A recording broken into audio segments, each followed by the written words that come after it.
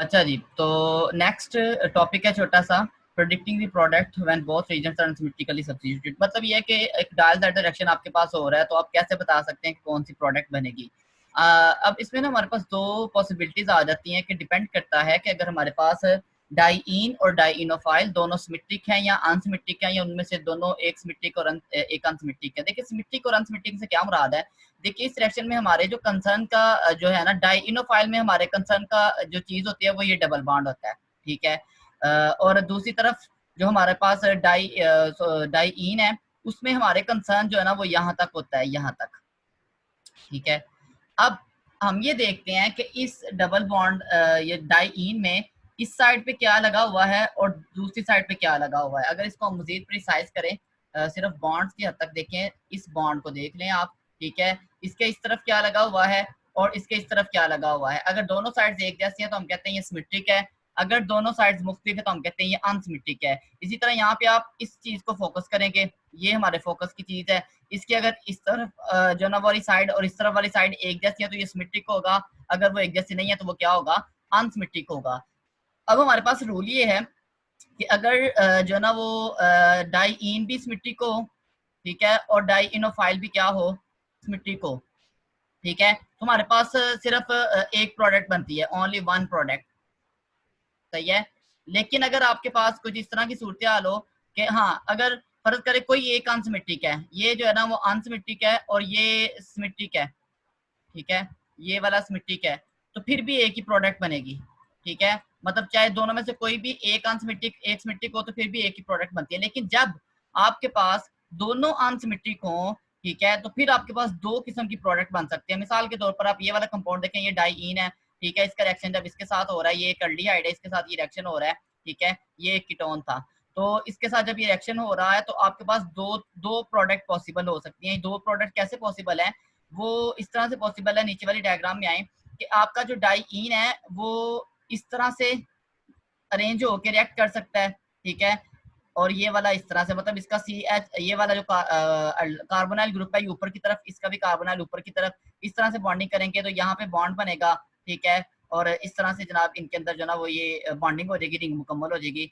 और इस तरह से ये प्रोडक्ट बन जाएगी ये वाली, ठीक है। दूसरी पॉसिबिलिटी ये है कि आप इन दोनों में से किसी एक को रोटेट कर लें। मतलब आपके पास जो डाइईन था उसको आपने क्या कर लिया, रोटेट कर लिया, उसका कार्बोनाइल नीचे की तरफ कर लिया और दूसरे का कार्बोनाइल ऊपर की तरफ कर लिया, ठीक है। तो अब जो आपके पास बॉन्ड बनेगा रिंग के बनाने के लिए वो यहाँ यहाँ पे बनेगा और आपके पास ये वाली प्रोडक्ट बनेगी, ठीक है। तो यहाँ पे जब दोनों अनसिमेट्रिक हो तो आपके पास दो तरह की प्रोडक्ट जो होती है वो पॉसिबल हो सकती है, ठीक है। अब जाहिर है कि ये दोनों तरह की प्रोडक्ट बनेगी तो जरूर, लेकिन दोनों तरह की जो प्रोडक्ट है वो एक जैसी अमाउंट में नहीं बनेगी, उनमें फर्क होगा, ठीक है, उनमें अंदर उनके अंदर जो ना वो डिफरेंस होगा। ये किस चीज पे डिपेंड करेगा कि कौन सी प्रोडक्ट बनेगी या कौन सी नहीं बनेगी, या कौन सी कम बनेगी और कौन सी ज्यादा बनेगी। ये जो डिफरेंस है वो डिपेंड करेगा चार्ज डिस्ट्रीब्यूशन पे रेजोनेंस फॉर्म में। रेजोनेंस फॉर्म आप इस तरह से बना, ये डाइईन है, इसकी रेजोनेंस फॉर्म बनाए तो इसकी ये दो जो ना वो रेजोनेंस फॉर्म बन सकती है, एक ये न्यूट्रल वाली, एक जिसमें इसके ऊपर नेगेटिव आता है और इसके ऊपर पॉजिटिव आता है। इसी तरह डाइइनोफाइल की अगर आप बनाएंगे तो उसकी रेजोनेंस फॉर्म एक इसमें पॉजिटिव आता है और इसमें नेगेटिव। अब हमें पता है कि जब इसका रिएक्शन होता है तो जो डाइइनोफाइल है वो एज ए इलेक्ट्रोफाइल रिएक्ट करता है, और इलेक्ट्रोफाइल रिएक्ट जो चीज करती है उसके ऊपर पॉजिटिव चार्ज होता है, तो मतलब ये, और ये जो डाइईन है वो एज ए न्यूक्लियोफाइल रिएक्ट करता है, और एज ए न्यूक्लियोफाइल जो चीज रिएक्ट करती है उसके ऊपर नेगेटिव चार्ज होता है। तो मोस्ट प्रोबेबल रिएक्शन वो होगा जिसमें ये इसके साथ जुड़ेगा, तो इस तरह से, और ये वाला ग्रुप इसके साथ इधर से बॉन्डिंग होगी, ठीक है। तो इस तरह से ये वाली प्रोडक्ट जो होती है ना वो मोस्ट प्रोबेबल होगी और मोस्ट पॉसिबल होगी, ठीक है। तो इस वजह से जनाब ये वाली जो ना प्रोडक्ट वहां पे क्या बनेगी, ज्यादा बनेगी। इसी तरह से आप इसकी एक और एग्जांपल यहाँ पे देख लें।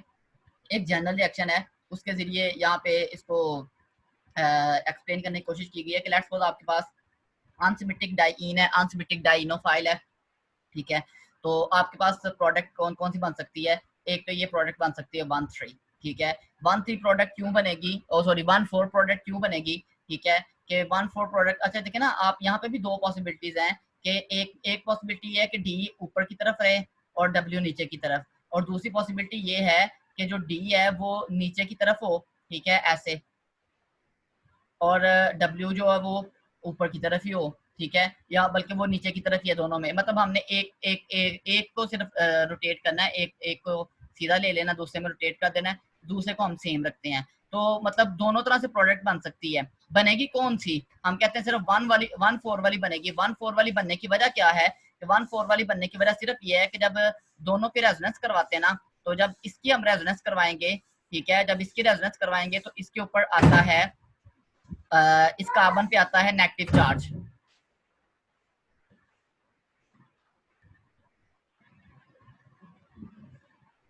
अच्छा जी,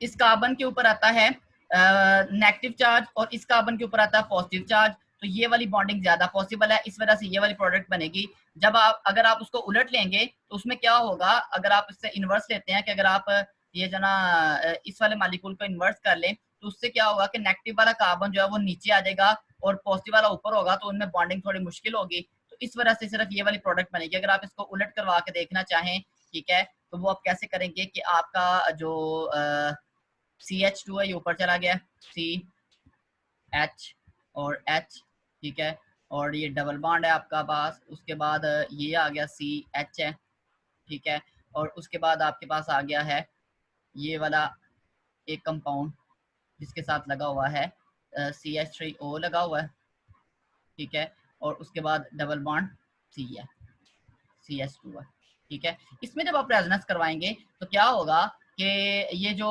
इलेक्ट्रॉन का पेयर डोनेट करेगा ऑक्सीजन, ठीक है, और उसके नतीजे में ये वाला बॉन्ड इधर शिफ्ट होगा तो नेगेटिव इस पे आएगा, ठीक है, इस पे नेगेटिव आएगा और उधर से अगर आप इसको शुरू करेंगे तो दूसरे वाले कॉर्नर पे जो ना वो पॉजिटिव आने के चांसेस होते हैं, लेकिन बहरहाल ये इसका नेगेटिव इस तरफ होगा, जबकि दूसरी तरफ आपका जो डाइइनोफाइल है ये वाला, ठीक है, इसको आप इसी तरह रहने देंगे, ये इसी तरह रहेगा तो इसका पॉजिटिव ऊपर होगा, मतलब ये पॉजिटिव वाला ऊपर है, ठीक है, जैसा कि उसी में आपको एग्जांपल में नजर आ रहा है, क्योंकि इसको हम रोटेट नहीं करते, सिर्फ एक को रोटेट करेंगे, दोनों को रोटेट कर देंगे तो फिर वही बन जाएगी जो आपके पास पहली प्रोडक्ट, ठीक है, ये इस तरह से, ये इसके ऊपर नेगेटिव है, ठीक है, और उधर से उसके ऊपर पॉजिटिव आया हुआ है। तो इसका मतलब ये होगा कि इन यहाँ पे बॉन्डिंग जो है ना वो इसके और इसके दरमियान इतनी फेवरेबल नहीं है, ठीक है, इस वजह से जनाब ये वाला जो प्रोडक्ट बनेगी वो 1-4 वाली बनेगी, 1-3 वाली नहीं बनेगी। इसी तरह से दूसरी एग्जाम्पल देखें जरा, एक और, यहाँ पे आपके पास अगर डी भी नीचे है और मतलब वो पोजीशन का फर्क है ना डी का, कि वो 1 पोजीशन पे लगा हुआ है या 2 पे लगा हुआ है। अगर डी 1 पोजीशन पे लगा हुआ है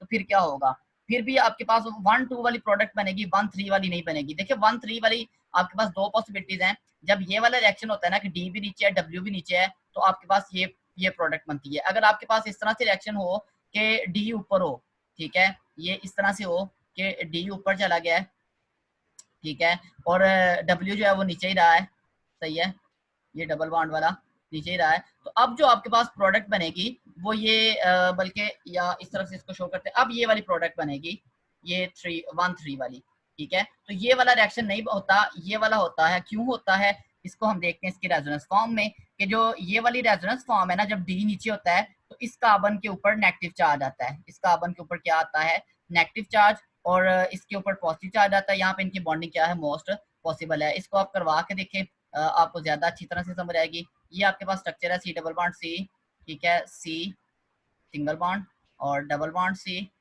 ठीक है, और इसके साथ लगा हुआ है एक H, ठीक है, और साथ में लगा हुआ है O, और उसके साथ CH3 जो भी लगा हुआ है। अब ये वाला O जो होता है ये इलेक्ट्रॉन का पेयर डोनेट करेगा यहाँ पे, ठीक है, ये वाला बॉन्ड इधर शिफ्ट होगा और ये वाला बॉन्ड इधर शिफ्ट होगा। इस सारी शिफ्टिंग के नतीजे में क्या होगा, इसके ऊपर आ जाएगा नेगेटिव चार्ज, और इसी तरह जो आपके पास दूसरा है डाइईन है उसका उस कार्बन पे पॉजिटिव चार्ज वैसे आएगा जैसे कि ऊपर वाली एग्जांपल में आपने देखा था कि ये ऑक्सीजन इलेक्ट्रॉन लेगा, ठीक है, और ये वाला इलेक्ट्रॉन इधर शिफ्ट होगा और इसके ऊपर क्या आ जाएगा, पॉजिटिव चार्ज आ जाएगा। तो ये पॉजिटिव और नेगेटिव का कॉम्बिनेशन यहाँ पे मोस्ट प्रोबेबल है और पॉसिबल है, इस वजह से यहाँ पे ये इस तरह से होगा, सही है, इसके ऊपर पॉजिटिव चार्ज है, सही है, और इसके ऊपर नेगेटिव है। तो यहाँ पे ये वाली बॉन्डिंग ज्यादा पॉसिबल है, इस वजह से ये जो प्रोडक्ट है वो 1-2 वाली बनेगी, दूसरी प्रोडक्ट यहाँ पे नहीं बनेगी। तो इस तरह से आप जो ना वो लिविस सॉरी डायल्स-एल्डर रिएक्शन में प्रोडक्ट को जो ना वो कर सकते हैं, प्रेडिक्ट कर सकते हैं कि कौन सी प्रोडक्ट बनेगी, कौन सी प्रोडक्ट नहीं बनेगी, ठीक है। तो ये था ये हमारा डायल्स-एल्डर रिएक्शन जो है ये कंप्लीट हो गया।